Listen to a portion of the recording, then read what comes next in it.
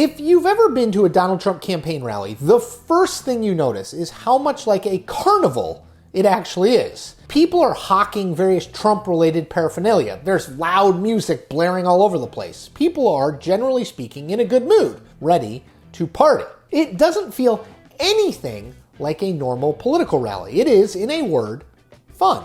Which brings me to the new New York Times Siena College poll on the state of the 2024 Republican primary race. The headline out of the poll is simple. Trump is blowing the doors off the rest of the field. He's at 54% to 17% for Florida Governor Ron DeSantis. No one else gets above 3% of the vote. Everywhere you look in the poll, Trump is dominating. He's winning women and he's winning men by large margins. He's winning voters with college educations and he's winning those without college educations. He's winning among Hispanic voters. On and on it goes. It's an absolute across the board crushing. Which raises the question, why? What explains Trump's strength? Buried down in the lower half of the poll is a hint, I think. Voters were asked whether the word fun better describes Trump or DeSantis. A majority, 54%, said it described Trump best. Just 16% said it better described DeSantis. It's easy to dismiss a poll question like that. Fun, we're talking about politics here. There's no fun in politics, as a little bit frivolous. But I actually think there's real insight in it about Trump's support and why it lasted as long as it has. Trump is, first and foremost,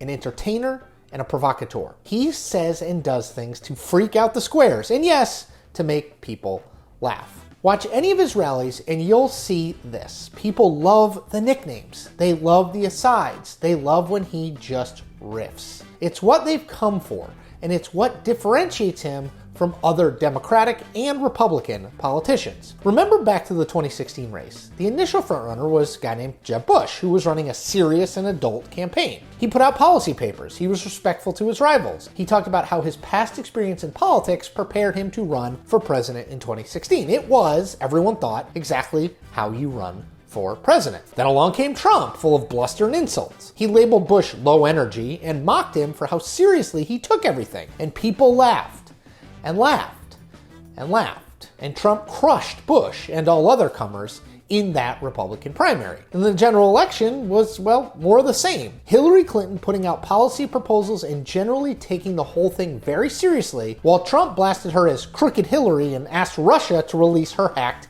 emails. Clinton, like Jeb Bush, tried to label Trump as fundamentally unserious. Every day that goes by, this just becomes more and more of a reality television show, she said, adding, It's not a serious presidential campaign. Trump laughed all the way to the White House. So I've thought a lot about this, and I really believe there's an IDGAF, you know what that means, undercurrent, or maybe it's an IDGAF overcurrent to Trump's current support. His supporters think it's hilarious that he is effectively giving the double birds to, well, just about everyone. It convinces them that they can trust Trump because, after all, no one who was bought and paid for by the establishment would even consider saying some of the stuff he says on a daily basis. Support for him isn't dutiful, it's passionate, because he is passionate, and yes, because he makes his supporters chuckle. Now, to my mind, there is an element of laughing all the way to political Armageddon going on here. Objectively, Trump attempting to overturn the results of the 2020 election was dangerous for